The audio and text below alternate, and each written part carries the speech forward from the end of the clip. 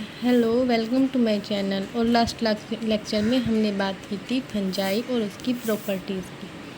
और अब हम बात करेंगे रिप्रोडक्शन की। ये रिप्रोड्यूस करता है वेजिटेटिवली, असेक्सुअली और सेक्सुअली। वेजिटेटिवली ये जब रिप्रोड्यूस करता है फ्रैगमेंटेशन से, फिजन से और बडिंग से।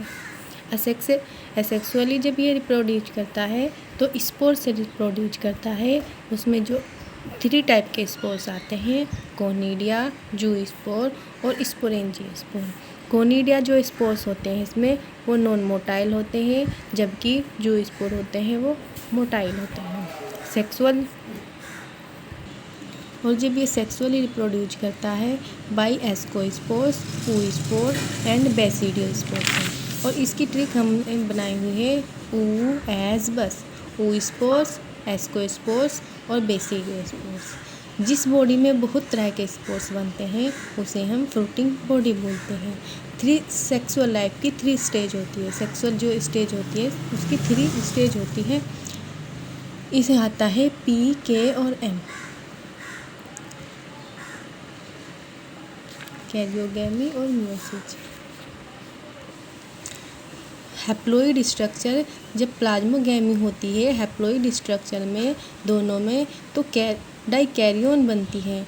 जैसे अगर हम आपको उदाहरण दें, जब शादी से पहले कोई भी चीज़ होती है, गर्लफ्रेंड और बॉयफ्रेंड दोनों अलग अलग होते हैं। शादी से पहले जब उनकी मंगनी हो जाती है दोनों होते एक साथ है लेकिन अलग अलग होते हैं, लेकिन शादी के बाद दोनों एक हो जाते हैं। इसलिए पहले दोनों हैप्लॉइड होने के बाद डिप्लॉइड नहीं होते।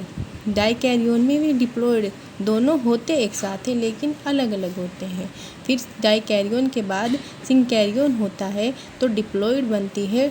डिप्लॉइड में मियोसिस होने के बाद फिर हैप्लॉइड स्ट्रक्चर और फिर प्लाज्मोगैमी एंड सो ऑन।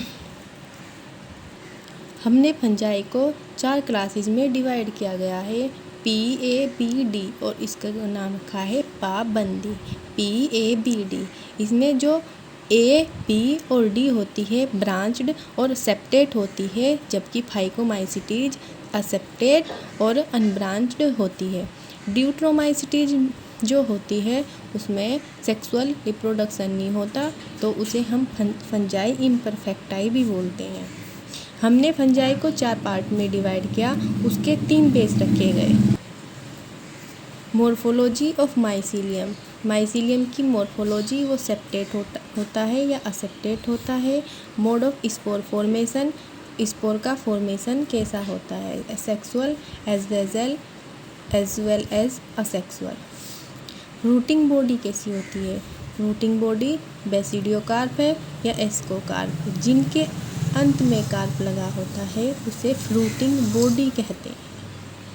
मैंने आपको बताया हमने फंजाई को 4 क्लासेस में डिवाइड किया गया है और इसकी ट्रिक है पाबंदी, A, B और D। फाइकोमाइसिटीज, एस्कोमाइसिटीज, बेसिडियोमाइसिटीज और ड्यूट्रोमाइसिटीज।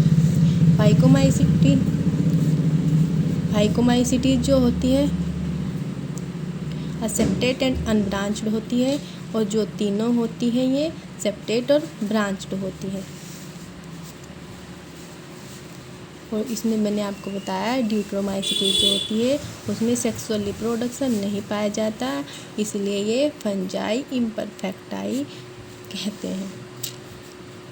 फाइकोमाइसिटीज एल्गी फंजाई होती है।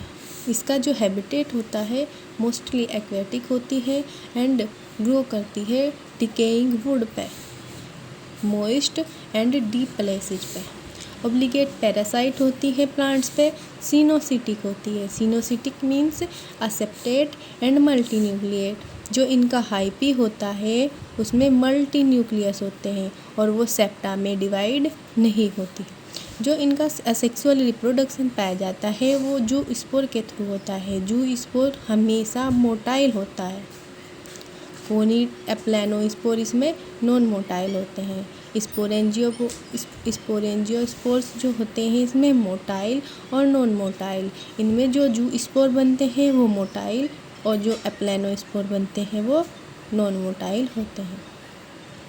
इसमें जो कोनिडिया होता है वो एक्सोजीनसली मीन्स बॉडी के बाहर बनता है। एंडोजीनसली वो होते हैं जो किसी चीज़ के अंदर बनते हैं।